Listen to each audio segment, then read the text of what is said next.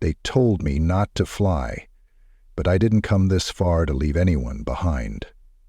In the dead of night, with a blizzard shutting down every aircraft and hope running thin, a grounded Black Hawk pilot makes an impossible choice: defy orders or let 16 lives vanish into the storm. What unfolds is a pulse-pounding rescue that tests loyalty, courage, and the limits of instinct. Will her decision bring salvation or disaster? Before we dive in, let us know in the comments where you're watching from, and don't forget to hit that subscribe button, because the next story might just be the one you never forget. Kimberly Hephner's breath clouded in the frosted glass as she traced a gloved fingertip down the battered logbook spine. Names filled its pages, some her own, some lost to time, all ghosts who haunted her hands. There was comfort in the ritual of her thumb brushing the ragged edges, even as the echo of distant boots and engines faded into an unnatural hush behind the steel doors of Hangar 2. In her world, nights were measured in flights and rescues, in adrenaline and after-action reports. But tonight the only numbers that mattered were the slow, stubborn blinks of a beacon on a dark screen, and the seconds slipping away. She watched her own reflection tremble against the plexiglass of the grounded Black Hawk. Not hers anymore, not officially, not since command revoked her flight status after the November incident. But the paint scars on its nose felt like old wounds in her chest. If she closed her eyes, she could still feel the throttle in her palm, still hear the clipped static of Sam Briggs' voice coming through her headset. She never thought silence could feel this loud. A shiver tried to find its way into her bones, but she ignored it, rolling her shoulders back until her posture was all sharp angles and stubbornness. Let the others see doubt. Let them pace and stew and glance sideways at the woman who, 6 months ago, would have been the first in the air. Now, all she had left was the weight of her own restraint and the gnawing certainty that someone out there was running out of time. The hangar's overhead lights cast a strange, bluish tint over the Black Hawk's rotors, making them look half-frozen and spectral. The only real warmth in the place came from the battered portable heater she'd found in a supply closet, and even that did little to fight the winter's chill that seeped through every seam. There was no radio chatter tonight, just the low hum of electricity and the distant grind of wind somewhere outside the heavy hangar doors. Kimberly reached up and pressed her palm flat against the cold hull of the helicopter. If she listened closely, she could almost convince herself she heard its heart ticking, still waiting for someone to trust it again. Still can't keep away, huh? She didn't turn. She'd know Sam Briggs's drawl anywhere, gravelly as old tires over gravel, somehow always finding the right balance of mockery and respect. The crew chief had a talent for showing up just before she managed to convince herself to let go. "Didn't see your name on the sign-in roster tonight, Briggs," Kimberly said, voice low. He sidled up, both hands buried in the pockets of a faded green jacket that looked like it had survived more deployments than most of the base's new officers. "You're not the only one who can't sleep," he said.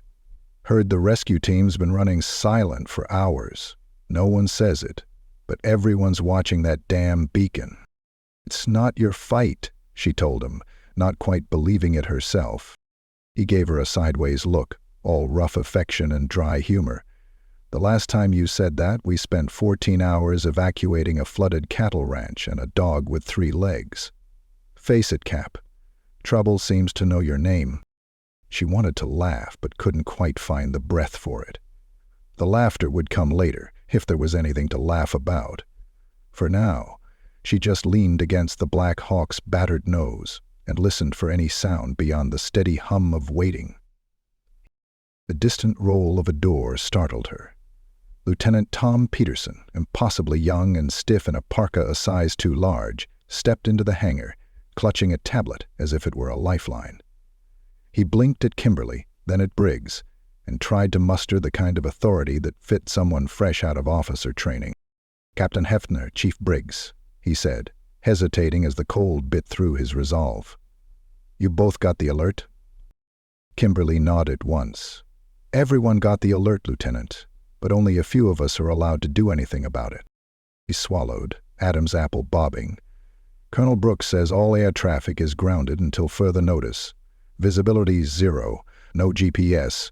Winds are—" He glanced down at the tablet, stalling, gusting at 40 knots. "He says we wait until daylight or until the storm lets up." Briggs gave a low whistle, but didn't say a word.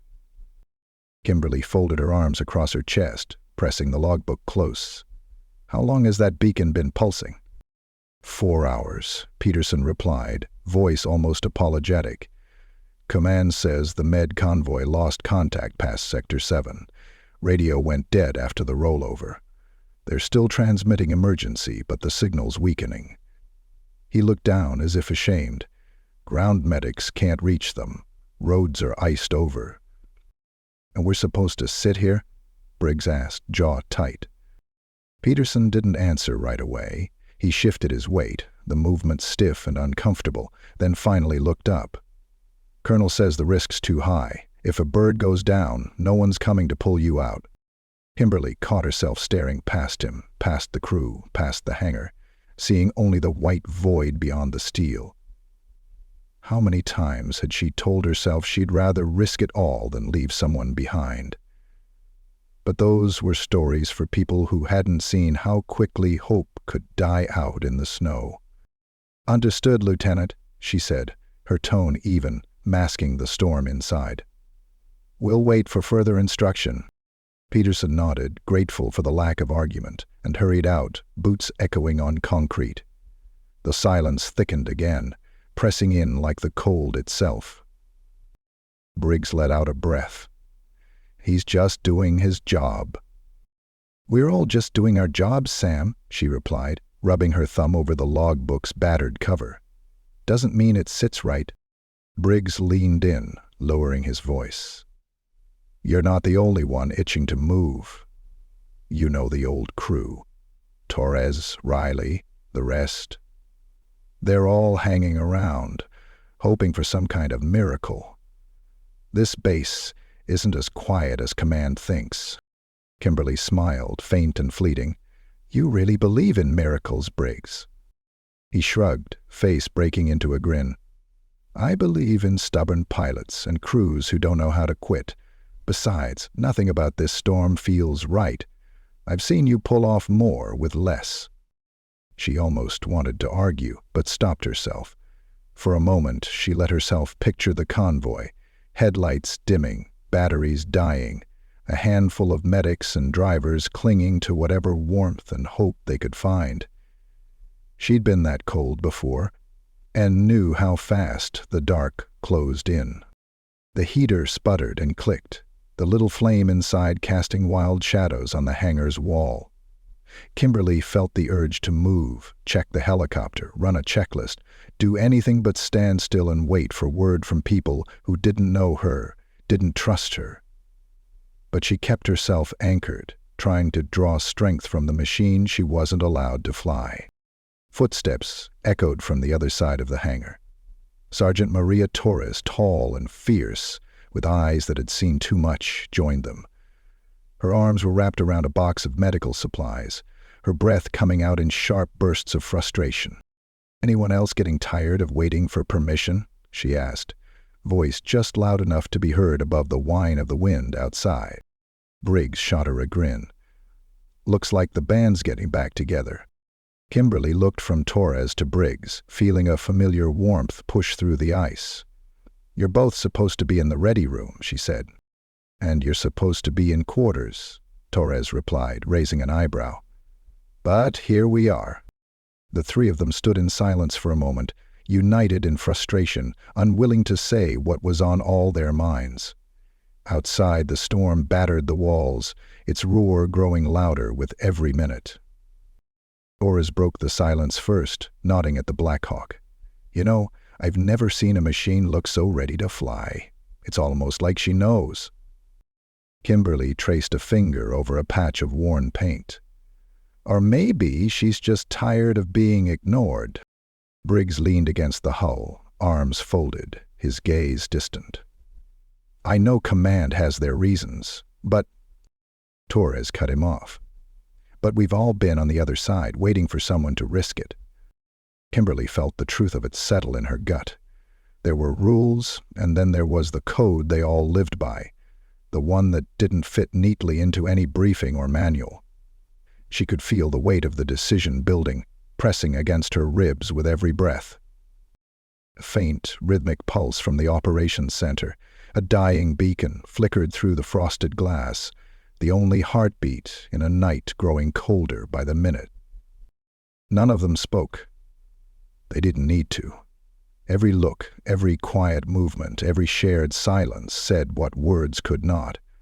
They were waiting for something to break, and when it did, they'd be ready. For now, the only thing left was to wait, to listen to the storm, to the ticking of hope running out, and to the machine that refused to give up on the lives still lost out there in the dark. Kimberly pressed her palm against the Black Hawk once more, as if by sheer will she could coax it to life, to carry her back into the white void where someone waited, alone, cold, and running out of time. And in that silent hangar, she decided she would not fail them, no matter what the cost. Colonel Nathan Brooks' office glowed a sickly yellow from the lamp perched on his desk, the kind of light that made every corner of the place look colder, sharper. He stared down at a spread of satellite maps, weather reports, and a stack of incident logs, the words and numbers blurring together in his weary mind. He was a man who'd spent his career keeping chaos at bay with procedure, who had learned long ago that sometimes the only weapon you had left was the certainty of your own authority. But tonight, that certainty felt like thin ice. Brooks glanced at the wall clock, its hands inching past midnight. He'd slept little in the last 36 hours, and his patience was threadbare. He could hear the storm slamming against the windows, wind like a freight train tearing across the base, rattling the glass. Every so often a distant siren or the faint crackle of the radio would stir his nerves. But tonight, there were no easy decisions left to make. He let out a sigh that sounded more like a growl, running a calloused hand across his chin. He thought about the med convoy somewhere out in the blizzard, about the young crew stuck in the hangar, about the pilots and techs pacing holes in the ready room carpet. Mostly, though, he thought about Kimberly Hephner, the paperwork on his desk, her grounding, the investigation, the formal warning, sat heavier than any other file. Brooks didn't dislike Hephner. She was exactly the kind of pilot he'd once wished he'd had at his side in Afghanistan. Tough, stubborn, and, when the time came, willing to take risks he'd only dreamed about. But that willingness had nearly gotten her killed last fall, and as far as command was concerned, that was reason enough to keep her on the ground until further notice. His thoughts were interrupted by a soft knock at the door. Lieutenant Tom Peterson slipped inside, bringing with him a rush of cold air and a bundle of nervous energy. The young officer looked even younger under the office light, cheeks flushed and eyes too wide. "Sir," Peterson said, standing at parade rest, though he couldn't quite keep his boots still on the linoleum. Brooks gestured for him to come closer. "What is it, Lieutenant? This better not be another update on the weather." "No, sir," Peterson swallowed, fiddling with his tablet. It's Captain Hephner. She's in the hangar with Briggs and Torres. I passed by earlier. They don't look like they're going anywhere, but..." Brooks' jaw tensed. "But you think they might try something?" Peterson hesitated. "I just thought you'd want to know." "And, sir, about the beacon. It's weaker now. Ops says it could go dark soon." Brooks stood, massaging the back of his neck. "Let's get one thing straight, Lieutenant. The rules are there to save lives, not lose them. If I send a crew out in that and they crash, we'll lose everyone. Ours and the convoys. We wait for daylight, or until the storm breaks. That's final." "Yes, sir," Peterson replied, but his voice lacked conviction. Brooks eyed him for a long moment, then softened. "Just a hair." You ever been in a situation where every instinct screamed at you to break the rules, Lieutenant? Peterson shook his head. No, sir. Brooks nodded, as if that settled it. Let's hope you never are. He turned back to his maps, waving Peterson away. Get some sleep, Lieutenant. I'll handle Hephner and the others. As Peterson left, Brooks watched the door close and felt the weight of leadership press down harder. He wondered if he'd made the right call. He wondered if there was such a thing tonight. Back in the hangar, the mood had shifted. Kimberly, Briggs, and Torres had migrated to the Black Hawk's open bay, where they lingered in the familiar hush of machinery and metal, as if being close to the aircraft could somehow will it into action. Riley, the youngest of the bunch, had drifted over, clutching a mug of coffee that trembled slightly in his grip. It's getting colder, Riley muttered, staring at his boots. I heard from one of the ground crew. Power might go out again. Briggs clapped him on the back. Don't jinx us, kid. We've still got enough backup generators to light up half of Cheyenne. Torres was less amused. That's not what I'm worried about, she said. It's the people in that convoy. We don't even know if they're all still alive. Kimberly listened, letting the voices swirl around her. She was aware of the subtle shifts in the group's posture, the nervous shuffles, the way everyone kept glancing at the Black Hawk, at her, and then at each other. She knew they wanted her to lead. They were just too scared to say it out loud. She took a step back and let herself breathe, watching as a fine layer of ice crept across the inside of the cockpit's glass. There was something sacred about the quiet, the anticipation before a leap. The moment before a decision changed everything. Hi. Briggs broke the silence. Hephner, you ever think about just going? Take the keys, load up the bird, and say to hell with it? Kimberly looked at him, the ghost of a smile flickering. Every minute since the beacon started blinking, but that's not how it works, not anymore. Torres spoke up, her voice almost a whisper. If it were my family out there, my brothers, my mom, I'd want someone to try, even if the odds were garbage. Riley glanced at Kimberly, eyes wide. Would you really do it? If you weren't grounded, I mean. She hesitated. If I weren't grounded, I'd already be gone. For a few long moments, none of them spoke. The wind rattled the metal doors, sounding like knuckles drumming on a coffin lid. The old heater sputtered again, the shadows twitching on the wall. Kimberly felt the urge rising again, the need to act, to fly, to rescue, to do the things she'd trained for her entire adult life. She remembered her first flight, the impossible fear and joy of it, the sense that nothing in the world could hold her down. She wondered when that feeling had become so rare, so precious. Her thoughts drifted to Colonel Brooks. She'd respected him once. Maybe she still did, but tonight, the gap between them felt wider than ever.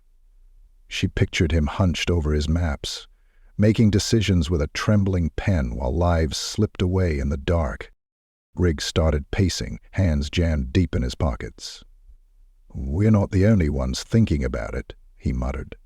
Half the techs, even some of the medics, they keep looking at you like they expect you to save the day. Kimberly let out a slow breath.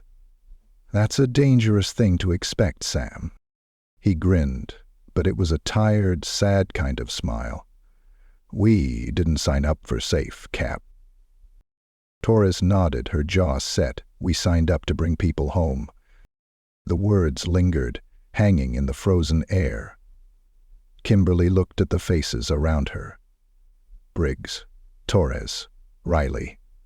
All of them waiting, hoping for a sign. She closed her eyes for a heartbeat and felt the old, familiar surge of resolve. She couldn't make promises, she couldn't break the rules, but she could prepare just in case. All right, she said, her voice steady. Let's check the Black Hawk. If daylight comes and command gives the green light, we move fast. No excuses, no mistakes. Briggs gave a brisk nod and grabbed his checklist. Riley perked up, relief blooming in his features, and Torres pulled out her med kit, already running through the supplies in her mind. As they moved through the aircraft, checking fuel, running diagnostics, and prepping equipment, Kimberly felt a shift in herself. A quiet rebellion against the helplessness of waiting. Each bolt checked, each system tested, was a small victory against the storm. In the distance, a radio crackled. Peterson's voice came through, thin and uncertain. "Ops to Hangar 2. Captain Hephner, come in." Kimberly picked up the headset. "Hephner here." "Ma'am, Colonel Brooks requests your presence in his office. Immediately." She looked at her crew, who exchanged uneasy glances. "I'll be back," she promised. The trek across the base was a gauntlet of wind and stinging snow, but Kimberly barely noticed. Her mind churned with possibilities, each step bringing her closer to confrontation.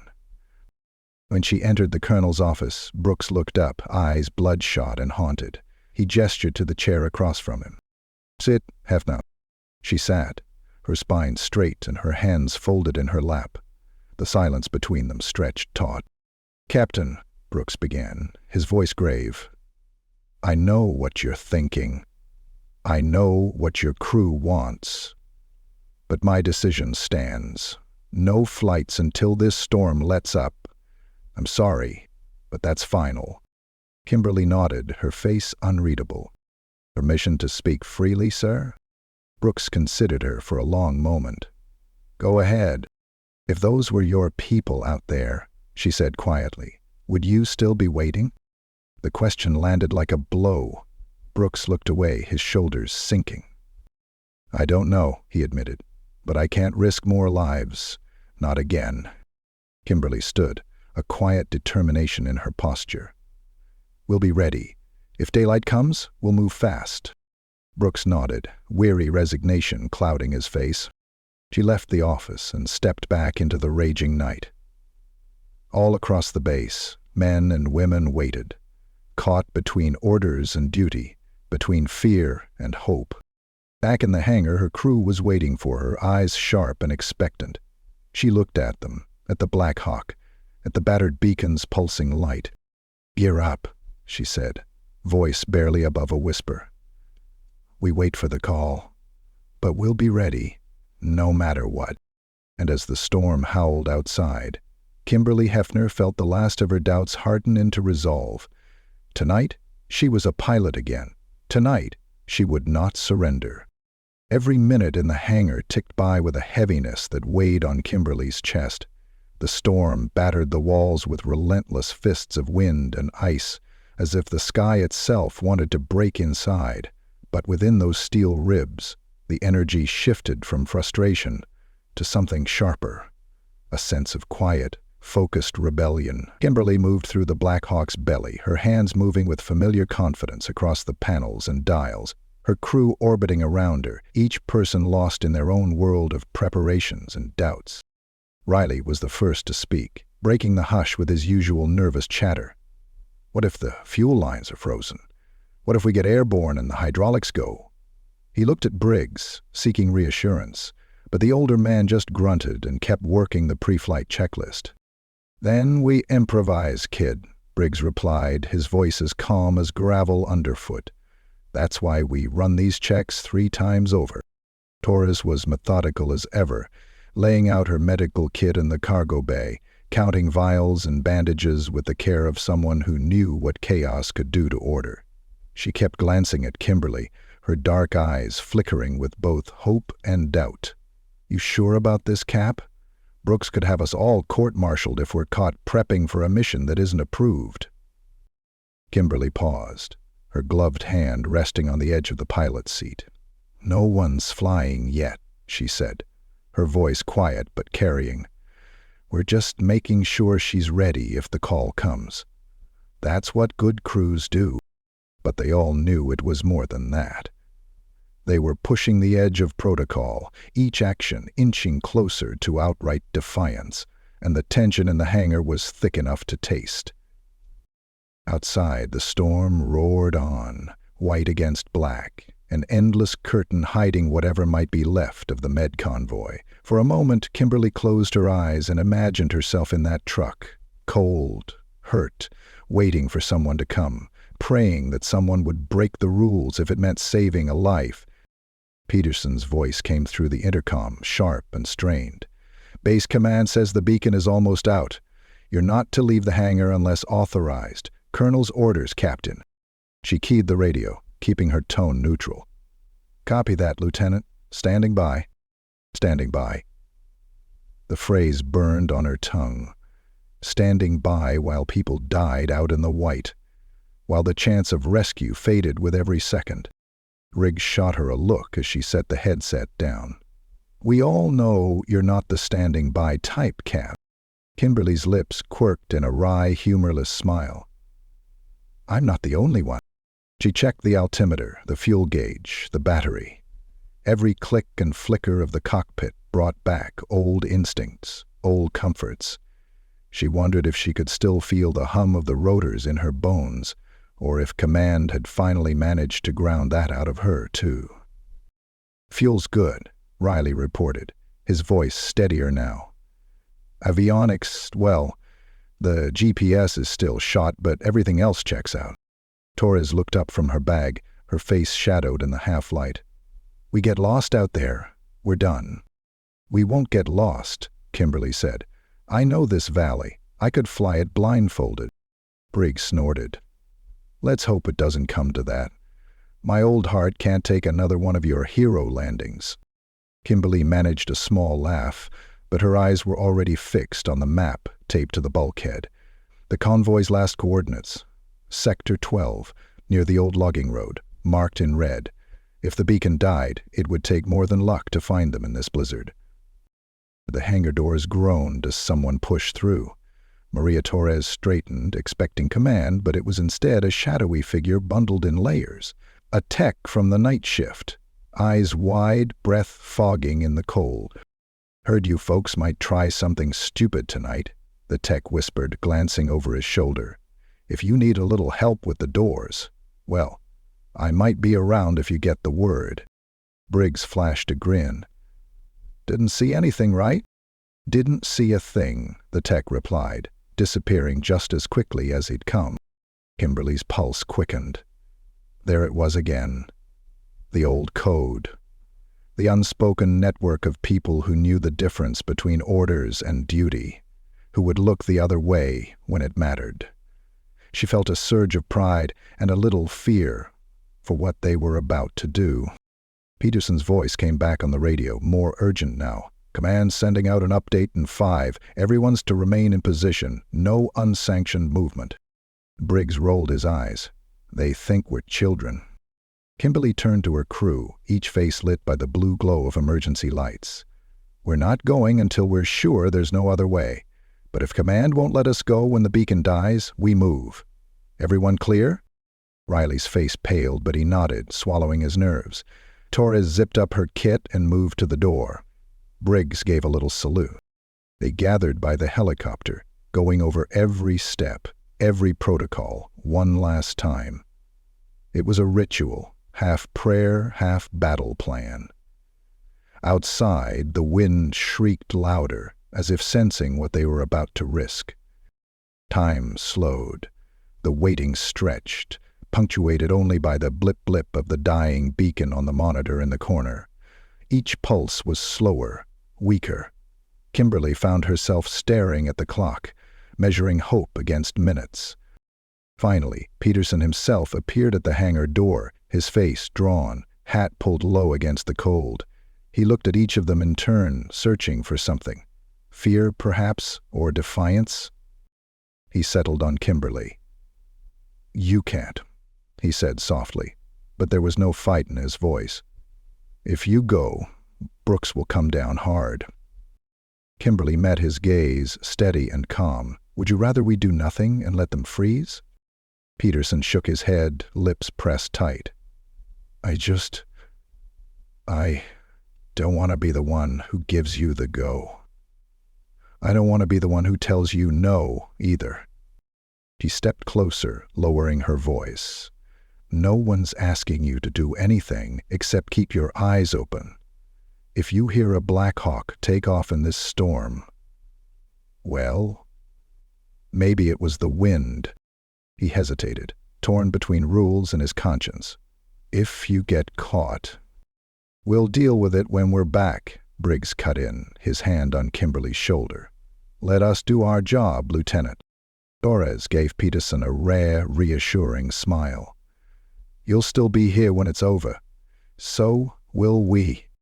Peterson nodded, defeated but relieved, and slipped back out into the storm.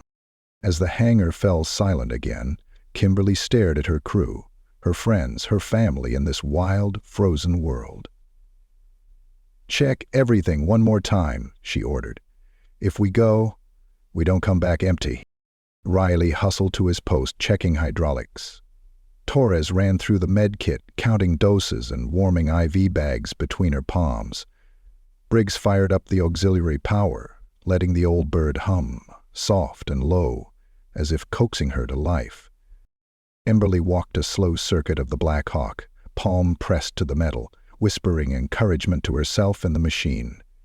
In her mind, she rehearsed the route, the river, the logging road, the patterns of wind that twisted through the mountains. The beacon flickered, just once, then went silent. No one moved at first. The reality settled over them like another layer of frost. The last signal was gone. Kimberly took a breath, the air sharp in her lungs. Briggs, get the doors. Riley, start the checklist. Torres, you're on comms until we lose signal, then switch to visual. Move. A new purpose electrified the crew. Briggs hustled to the control panel and with a conspiratorial wink at the shadows, hit the switch. The hangar doors groaned, inching open just wide enough for the Black Hawk to slip out. Cold air swept inside, and for the first time that night, Kimberly felt something warm kindle in her chest.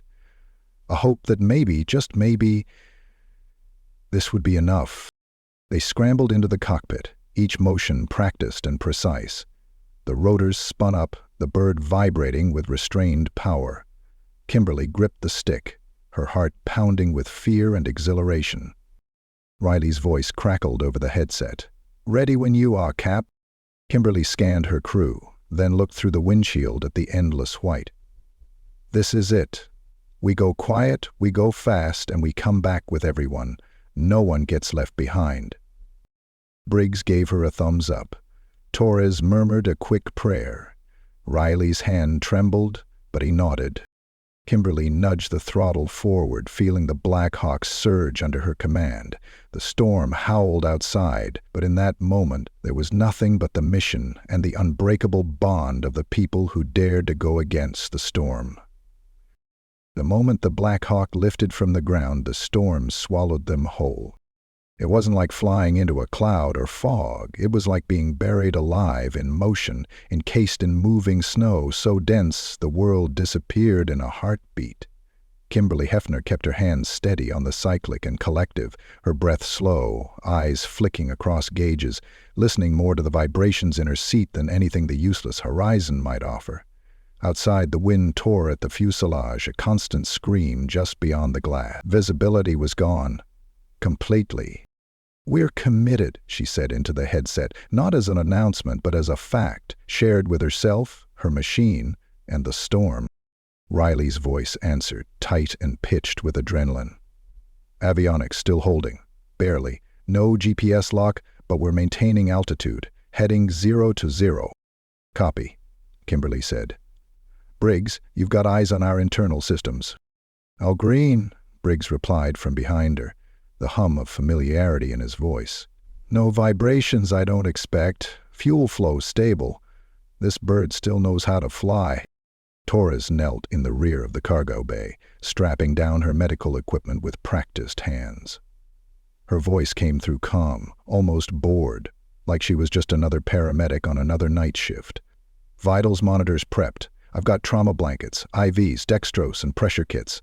But I'm telling you now, if they're hypothermic, I need us back inside 2 hours, or we're bringing bodies. Kimberly didn't answer right away. She was busy threading them through an invisible corridor, No instruments to guide her beyond a slowly dying inertial compass and her memory of the terrain below. There was no moonlight, no starlight, just snow, endless, churning snow. Her eyes strained to find patterns in it, something to anchor to, but the sky offered none. So she closed her vision to it, let her instincts lead.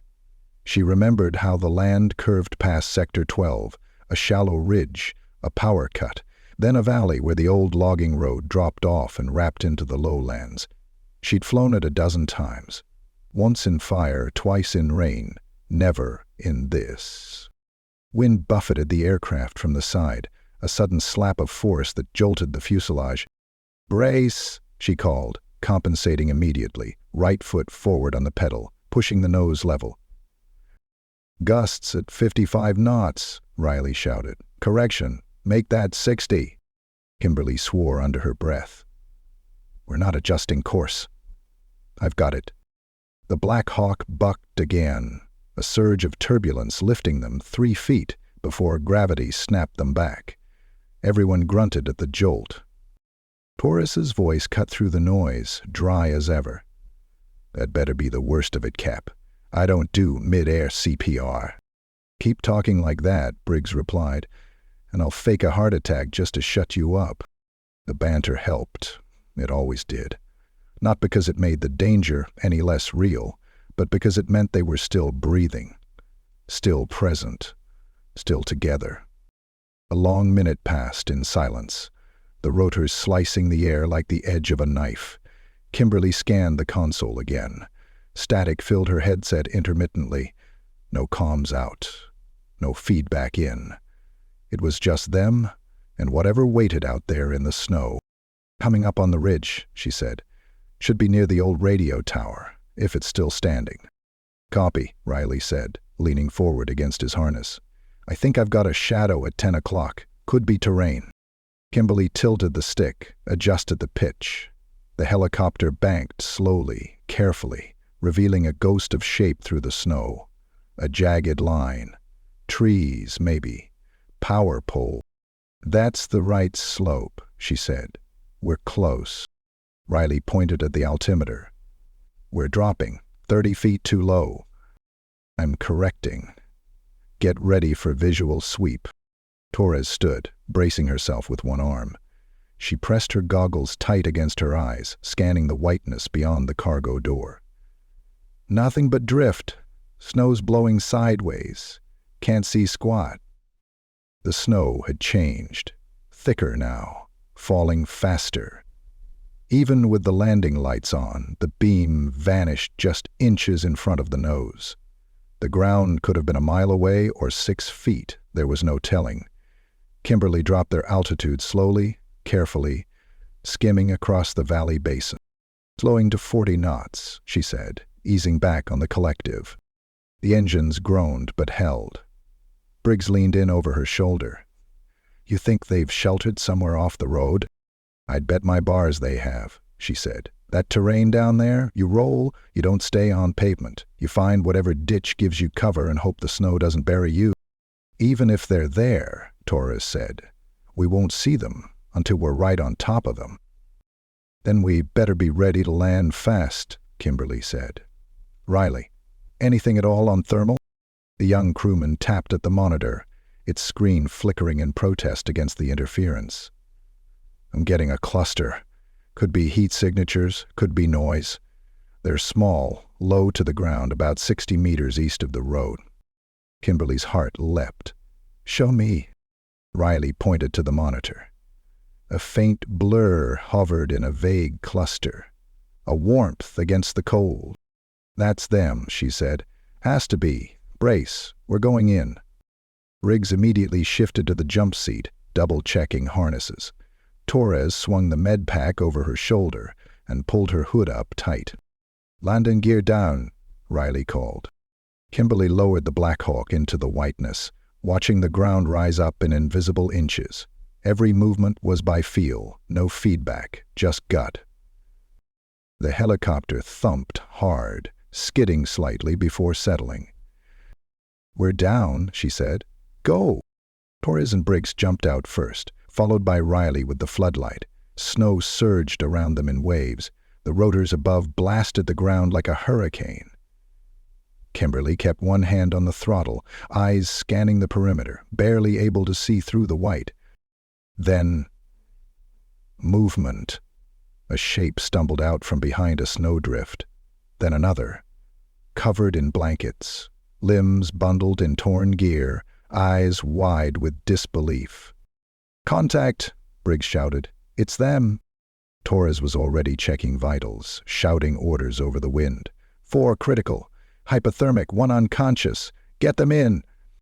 Kimberly kept the rotors spinning, counting figures as they staggered toward the bird. A medic with a broken arm, a driver barely conscious. 16 in all. Alive, frostbitten but breathing. The cargo bay filled fast. Riley helped haul the last one up. A girl, no more than 20, shivering so hard her teeth clacked. "Cap, we're loaded," Briggs called. "Go!" Kimberly didn't wait. She lifted the bird with a powerful lurch, snow kicking up in a white funnel around them. Altitude rising, speed building. Behind her, Torres worked frantically, barking vitals, calling for heat packs. Riley pulled blankets over the survivors, his hands trembling as he handed out oxygen masks. Kimberly pushed the Black Hawk through the gale, retracing their route by instinct alone. The storm was even worse now, but she didn't care. They had them. 16 souls, and she would not lose a single one. The inside of the Black Hawk was chaos, but it was the kind of chaos Kimberly Hephner could work with, the kind she understood. It was loud, tense, raw with urgency, but underneath it all was life. 16 bodies were crammed into the bay, bundled in blankets, half frozen, some bleeding, all trembling. The icy breath of the storm still clawed its way inside through every seam in the fuselage, but it was matched now by the heat of motion, of voices barking orders, of hands moving with frantic precision. "Pressure's crashing on this one," Torres shouted, her fingers buried in a medic's collar as she checked his neck for a pulse. "I need an IV wide open, now!" Riley scrambled to hand her the fluid bag, his hands shaking almost as much as the man she was trying to save. Jesus, Torres, they're freezing solid. I can feel the ice in his skin." "That's why we don't stop moving," she snapped, slapping a heat pad against the medic's chest. "Talk to them, Riley. Get them alert, even if it's just for a few minutes." He nodded, turning to the closest passenger, an older woman with blood caked at her temple, her lips blue. "Ma'am, can you hear me? What's your name? Stay with me, okay?" At the controls, Kimberly kept her focus forward, every muscle tensed, every nerve wired. The Black Hawk bucked in the wind like a horse fighting its rider. She flew low, terrifyingly low, because the altitude readings were unreliable, and she trusted her eyes more than the faulty instruments. Her heart raced in time with the rotors. "We've got a fuel drop," Briggs called from behind her, reading the gauges over her shoulder. "We're burning faster than expected. Heavy load and too much drag." "How bad?" she asked, her eyes never leaving the swirling white ahead. Briggs didn't answer immediately. That pause told her more than any report. "Bad enough we might not make Fort Ashland if this wind keeps up." She gritted her teeth. "How far to the fallback point? That little field by Junction Ridge?" 10 minutes, give or take," he said, "assuming we don't get blown off course." The snow hadn't let up. If anything, it had grown meaner, thicker. A living thing clawing at the aircraft, trying to pull them back into the white abyss. They'd been in the air for 20 minutes now, and the storm didn't look ready to quit. Kimberly's hands cramped from gripping the controls, but she didn't ease up. Couldn't. Her eyes burned from the strain. The windshield was a smear of moving snow and darkness, and still she pressed on, reading the terrain like a blind woman tracing memories on a map. Behind her, the coughing began. One of the passengers, a younger man, maybe a driver, started hacking violently, the sound rough and wet. Torres was on him in a flash. "Pulmonary edema," she muttered. Probably inhaled snow for too long. He's drowning in his own lungs. Can you stabilize him? Kimberly asked. If we get there fast enough, Torres said. Otherwise, I don't know. Huh. Kimberly's jaw set. Then we get there. The fuel gauge dipped again, the needle slipping into the red. Warning lights blinked angrily across the console. She'd flown with worse. She'd flown with systems screaming at her, engines overheating, hydraulics leaking, but never with this many lives behind her. Never with this much weight pressing down on her chest. Briggs, she said, I need you to make the call. Ashland or Junction Ridge. I can't take my eyes off the sky. He leaned over the map, fingers drumming across the faded ink. If we head for Ridge, he said, we cut out 5 miles and save fuel. But it's unlit. No med crew waiting. Just a dark field in the snow. Kimberly glanced at the altimeter. They were dropping again. Wind shear. She compensated, adjusted the pitch, and pulled them back up. I don't need lights, she said. I need to put her down safe. Briggs studied her a moment longer, then nodded. Then Ridge it is. He slid back into his seat and tapped Riley on the shoulder. Get the beacons ready. We'll need full visibility when we touch down, and grab the flares. Kimberly adjusted her heading, swinging them wide toward the fallback site. It wasn't a proper landing zone, but she'd landed in worse. She remembered the mountains in Kandahar, the desert winds, the feeling of putting steel on sand with one engine failing and fire licking at the belly. This was different. Quieter, colder, but no less deadly. ETA 3 minutes, she said. Prep for descent. Torres didn't look up from her patient. Tell the storm to wait. We're not done back here. Not an option, Kimberly said. The Black Hawk groaned under the strain of the wind. Snow blew sideways, lashing the rotors, beating against the fuselage with a force that made the metal creak and flex. Then, through the blur, a shape. Briggs, Kimberly shouted. Confirm, ridge clearing at 12 o'clock. He squinted out the window, then looked at the thermal scanner Riley held up. That's it, Briggs confirmed. That's our patch. Kimberly brought the nose down slowly, feathering the controls. The bird vibrated hard.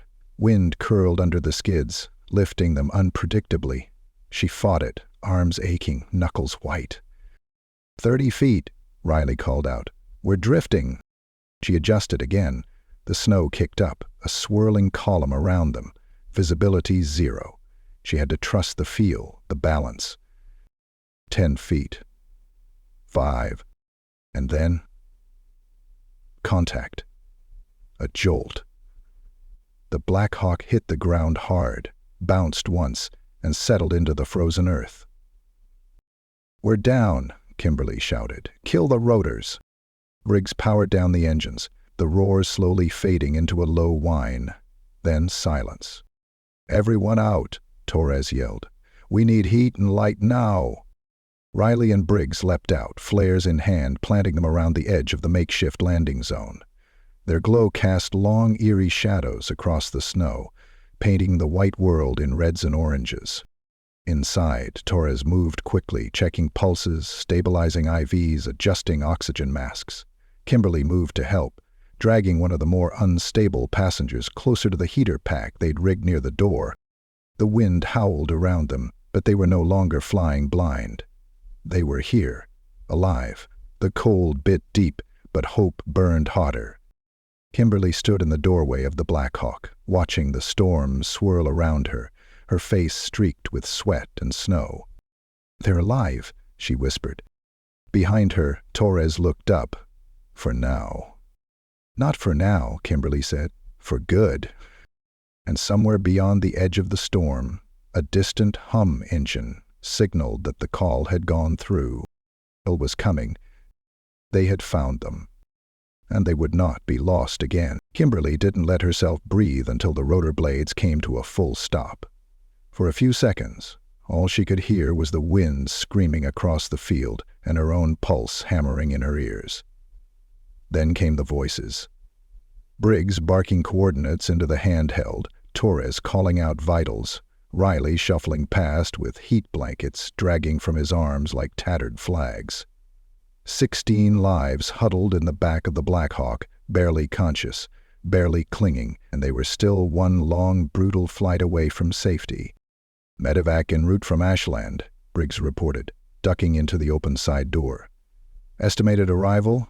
25 minutes if they can punch through the edge of the storm. That's best case." Kimberly's face tightened. They'll never make it in time. He didn't argue. They both knew the storm was growing meaner by the minute, the temperature dropping fast, and the exposed landing site at Junction Ridge offered no protection. No cover, no mercy. She looked around. The flares were still burning, painting the snow in that surreal reddish hue. But even they were starting to flicker against the gale. The ridge was too high, too open. Visibility was dropping fast, and radio signals were starting to crackle with distortion. If they waited too long, they risked being trapped here. Just another ghost story buried under a snowdrift. Torres appeared beside her, face flushed, her gloves soaked from melted frost and ivy saline. "Two of them need a trauma unit, bad. That medic with the chest wound, his pulse is thready. And the older woman, she's not responding. Her core temp is scaring the hell out of me." Kimberly nodded. No hesitation. "We're not waiting. We're lifting." Torres blinked. "But the evac? They're too far, too slow." Kimberly's eyes never left the horizon. "We can beat the storm back, but we have to go now." Riley hesitated just behind her, clutching a portable oxygen rig. "Cap, fuel's tight. Red line tight. What if we don't make it?" She turned to him, her voice even, not unkind. "We don't make it, and we run out of fuel. What happens?" He swallowed. "We ditch. In the snow. And who flies this bird better than me in zero visibility?" "No one," he admitted. She stepped forward, her voice low but steel-edged. "Then trust me. We go now, or they don't make it." Briggs was already moving. "Then we prep for launch. Torres, secure your criticals. Riley, help me with the rear latches. No loose gear, no shifting weight." The cold bit into every exposed patch of skin as they moved with the urgency of people on borrowed time. Inside, the med-evac patients groaned and shivered, some unconscious, others murmuring incoherent fragments of prayer or song. Torres leaned over the older woman, tucking a thermal wrap under her neck. "I swear, if you die on me after we made it this far, I will bring you back just to yell at you." Riley buckled down the trauma kit with trembling hands, double-checking the oxygen rig feeding 2 patients at once. "Power cells draining faster than I like. That storm must be screwing with it." Kimberly slid into the pilot seat, every movement familiar, her body syncing with the machine like she'd never been grounded. She didn't feel the bruises from the first landing or the frost burning her cheeks. She felt only the machine, her Black Hawk, her crew, her people. "Everyone in," she said. "Lock it down." The doors slammed shut, the cold sealed out. "For now." "Pre-start checks complete," Briggs reported. "Battery levels nominal, fuel. We've got maybe 40 minutes best case, if the wind shifts, less. Then we'll be back in 35. Kimberly engaged the starter. The turbine spun to life with a low whine growing into a roar. The blades turned slowly, then faster. The snow whipped outward as the downwash came alive. The moment the skids lifted off the ridge, Riley let out a quiet gasp. "We're up?" Torres didn't look up from her patient. "Just keep her level." They climbed into the storm like moths flying into fire. No visibility, no sky, just white, endless and total, broken only by the harsh glow of the instrument panel and the pulsing red lights above the cabin doors. Kimberly flew by feel, by instinct. She didn't think about fuel or speed. She thought about angles. Pressure, vibration, the shape of the valley, the drop between the 2 hills, the faint radio tower at the edge of Fort Ashland's perimeter, landmarks she could no longer see but knew like her own skin. Old altitude, she said, more to herself than anyone else. Riley watched the fuel gauge. It's dropping. Fast. Briggs leaned closer to the console. Tailwind's helping. Could buy us a few extra minutes if it holds. But if it shifts, we're dead weight, Riley added. Think positive, Torres muttered. We've got 2 heartbeats stabilizing. The woman in her lap stirred slightly, just a twitch, but it was enough. Kimberly felt it. The shift. Not in the wind, but in her mind. That moment where fear gives way to resolve. She adjusted the pitch, banking left to arc around the lower ridge. They were almost past the worst of it. Then the engine sputtered. Just once. Everyone froze. Say that again? Kimberly said, already glancing at the gauges. Briggs read them aloud, fast. Pressure spike. Could be ice in the line. Fuel mixture's off. You feel that? She nodded. She's fighting me. The engine fluttered again. Then caught, still running. But unstable. If it cuts now, we're gliding in, she said, which means no second tries. Torres looked up from the floor, her face pale but composed. Then don't miss. Kimberly banked right, lining up the final stretch toward the base. Somewhere beyond the blizzard, Fort Ashland's lights flickered like distant stars. Radio static hissed in her ear, then cleared. Just long enough. Black Hawk, this is Ashland. Confirm your heading. She keyed the mic. Ashland, this is Ghost 39er. 16 evac survivors aboard. We are low on fuel, high on criticals, and requesting immediate landing clearance. Silence. Then, go 39er, you're cleared to approach. Emergency team is on standby. Godspeed. Kimberly smiled, not because of the clearance, but because she recognized the voice. Colonel Brooks. He's watching, she said. Let's bring them home. The final descent was all gut and timing. The snow parted just enough to reveal the ghostly outline of the base runway, half buried but glowing faintly from emergency floodlights. Rigs. Flaps. Set. Riley, check the rear. Hold steady. Hold secured. Forens, Torres, we're ready. The Black Hawk dipped low, skimming over the threshold. Kimberly cut the power just enough, letting the skids touch with a bounce, then a slide, then stillness. She exhaled. Long. Deep. Full. The bay doors swung open and med crews flooded in, lifting patients out on stretchers, hands moving fast, coordinated. Someone clapped Riley on the back. Torres barked vitals at a field medic. Briggs leaned out and lit a flare with a flick of his wrist, signaling their arrival. And Kimberly sat in the cockpit, finally letting go of the stick. Her fingers trembled. Outside, through the swirling snow, Colonel Brooks stood at the edge of the tarmac, hands in his coat, eyes locked on her. She stepped out of the aircraft, boots crunching on ice, and walked to meet him. You disobeyed a direct order, he said. She met his gaze, her voice steady. I saved 16 lives. He studied her, his jaw clenched, then nodded once. Damn good flying, Captain. Kimberly looked back at her crew, her bird, and the line of stretchers heading toward the med tent. We're not done yet, she said. But for the first time that night, the wind felt quieter, and dawn wasn't far behind. By the time the horizon turned the color of softened amber and pale gold, the storm had finally started to die. The first fingers of sunlight pushed through the ragged gray clouds like a quiet miracle, casting long shadows across the frost-bitten tarmac of Fort Ashland. Snow still drifted in lazy spirals, carried by the stubborn tail of the night's fury, but it no longer howled. It no longer threatened to consume. The storm had raged its fiercest.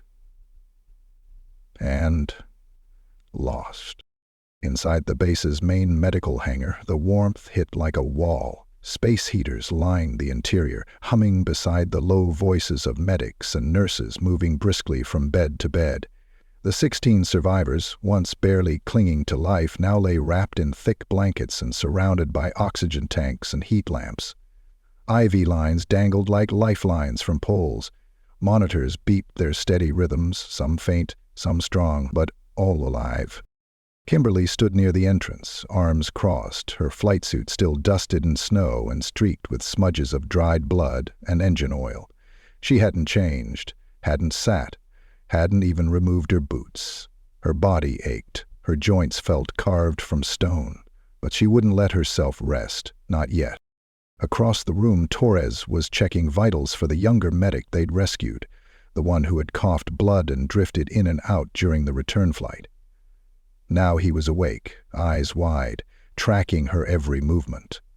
Riley sat beside him, recounting the wild story with hands moving faster than his words.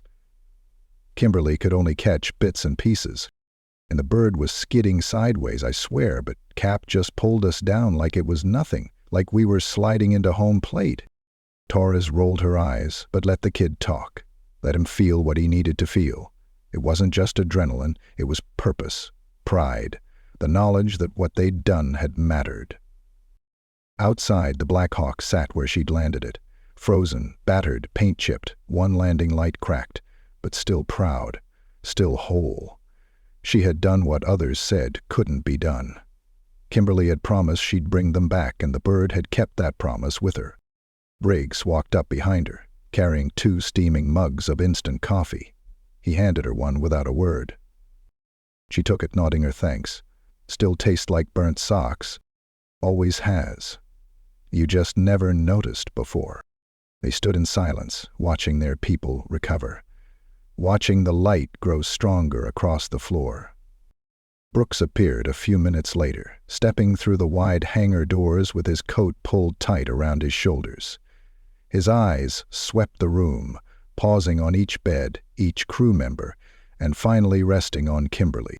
She straightened, but didn't salute. She didn't have to. Not after last night. "You made it back," he said simply, his voice low. "We didn't have a choice," she replied. "They needed someone to go." Brooks nodded, stepping closer. "You disobeyed direct orders, took a bird without clearance, risked not just your crew but your entire career." She met his gaze. "And I'd do it again." The colonel studied her face for a long moment. Then, with a slow breath, he said, "Good." Kimberly blinked. "Sir?" He glanced toward the survivors, then toward Torres, Briggs, and Riley. "We ask people to follow orders because it keeps them safe. But sometimes we forget that following a rule doesn't always lead to the right outcome. You reminded me of that. And you reminded this base what it means to serve." From his coat pocket, he withdrew a folded paper and handed it to her. She unfolded it cautiously. A formal document.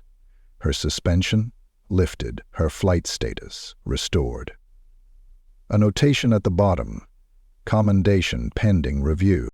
Her throat tightened, but she fought the emotion back with a hard swallow. "Thank you," she said. "You earned it," Brooks replied. "All of you did." Torres approached just then, her face flushed, the usual steel in her expression softened by exhaustion. "2 of the evacuees are stable enough to transfer. I've got nurses prepping stretchers." Brooks raised an eyebrow. "And when's the last time you slept?" Torres didn't miss a beat. "I'm awake, aren't I?" The colonel gave a half smile. "Point taken." As he moved off to speak with the med team, Briggs stepped in closer to Kimberly, nudging her with his shoulder. "Look at us. Rebels and misfits, saving lives and getting medals." Kimberly smirked. "You don't even like medals." "I like what they mean," he said, "and after last night, I think we all deserve something shiny." Riley jogged over, his face split in a grin. "They're letting me sit in on the evac handoff. Said I handled myself like a full doc back there." Torres arched an eyebrow. "Don't let it go to your head." "Too late," Riley said proudly. I already told 3 nurses I saved 2 lives. Kimberly chuckled. You did. We all did. They stood together, 4 people forged in ice and pressure, watching the sunrise spill into the room like a slow bomb. Outside, the storm was just a memory. Broken branches, buried fences, a few downed power lines. But within Fort Ashland, something deeper had shifted. People nodded to Kimberly as they passed, not just with respect, but with something warmer. Gratitude. She had become the story people whispered during night shifts and over steaming mugs of bad coffee. Captain Kimberly Hephner, the one who flew through hell and came back with 16 souls. Later that afternoon, as the med-evac birds lifted from the runway, carrying the survivors to larger hospitals, Kimberly watched from the tower window. The sky was clear now, a blue so sharp it hurt the eyes, and for the first time in months, she didn't feel like a pilot who had lost her wings. She felt whole again, grounded only by choice, anchored only by the people around her. Anchored only by the people around her. Briggs clapped her on the back. So, what now? She turned toward him, a small smile playing at the corners of her mouth. Now, we get some sleep, we fix the bird, and we wait for the next storm. He laughed. You think they'll let you fly again after this? I don't need permission anymore, she said. I just need the sky. Torres and Riley joined them as they descended from the tower, the wind gentler now, the bass slowly returning to rhythm. Somewhere inside the hangar, someone had started playing a guitar. A low hum of music floated on the breeze. The storm had passed. The mission was done. But the story, their story, was just beginning. And it was one that would be told for years.